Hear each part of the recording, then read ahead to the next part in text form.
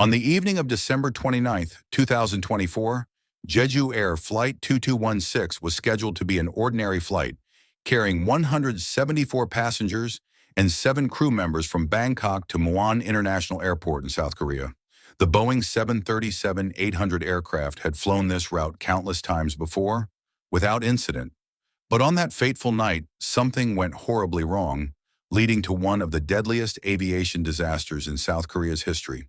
The flight that turned fatal.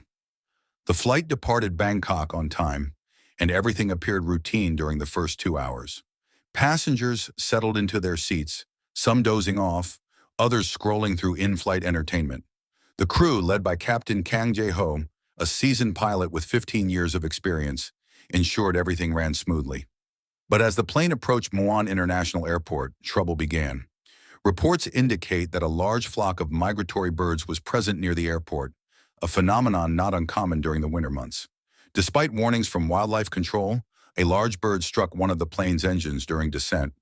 Initially, the pilots believed the damage was manageable. After all, modern jets are designed to handle single-engine operations. However, the situation quickly spiraled out of control. The Mayday call. At 10:47 p.m., the pilots declared a mayday. The bird strike had caused significant engine vibrations, and the hydraulic systems supporting the landing gear were malfunctioning. Without functional landing gear, the pilots faced an incredibly difficult decision: attempt an emergency landing or circle the airport to troubleshoot the issue. With fuel running low, they chose the former. The first attempt to land was aborted when the plane veered off the correct approach path. Witnesses on the ground described the sight of the aircraft as erratic and unusually low. Some speculated that the pilots were struggling with reduced visibility due to heavy fog, a common issue at Muan during winter, a disaster on the ground. During the second landing attempt, the landing gear completely failed to deploy. The Boeing 737-800 touched down on its belly, skidding along the wet runway at high speed. What should have been a survivable incident turned deadly when the plane overran the runway and collided with a concrete retaining wall.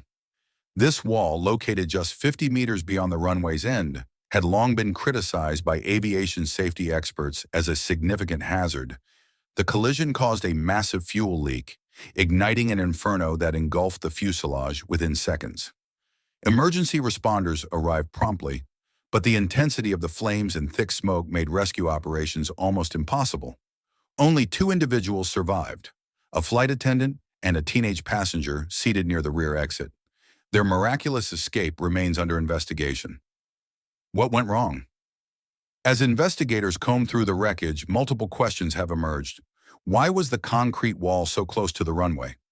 Documents have revealed that this issue had been flagged in airport safety audits for years, yet no action was taken to relocate the structure. Furthermore, why did the landing gear system fail so catastrophically? Initial findings suggest that hydraulic fluid loss caused by the bird strike may have compromised the system, but deeper mechanical flaws could also be at play. Another point of contention is the weather. Pilots flying into Muan often describe the airport as challenging due to frequent fog and strong crosswinds. Was the decision to land in such conditions the right one? Could air traffic controllers have suggested an alternative airport, such as Gwangju or Jeju? The human toll. The loss of 179 lives is a tragedy beyond words. Among the victims were families returning from holidays, business professionals on routine trips, and even a group of young students on an educational tour. Particularly heartbreaking was the story of the Kim family, 3 generations who had gathered for a rare reunion. They were all seated near the front of the aircraft, the area most affected by the fire. Survivor accounts paint a harrowing picture.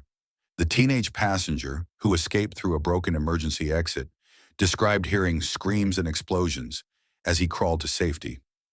"I thought I was dreaming," he said in an interview. "The heat was unbearable, and everything was dark." His testimony highlights the chaos and confusion that engulf those critical moments. Lessons to be learned. South Korea's aviation industry is now under intense scrutiny. Jeju Air, once known for its exemplary safety record, faces tough questions about its maintenance protocols and crisis response training. The government has pledged to investigate not only the airline, but also Muan International Airport's management practices. Preliminary steps include reassessing the placement of airport structures and strengthening bird control measures around flight paths. The black boxes, both the cockpit voice recorder, CVR, and flight data recorder, FDR, have been recovered. Experts are analyzing the data to piece together the pilot's final decisions and any potential technical failures. The global aviation community is watching closely, as the findings could have implications for all operators of Boeing 737-800 aircraft. Chakinwan, moving forward. This tragedy serves as a grim reminder of the inherent risks in air travel, despite its reputation as one of the safest modes of transportation. It underscores the importance of constant vigilance, adherence to safety regulations, and learning from past incidents.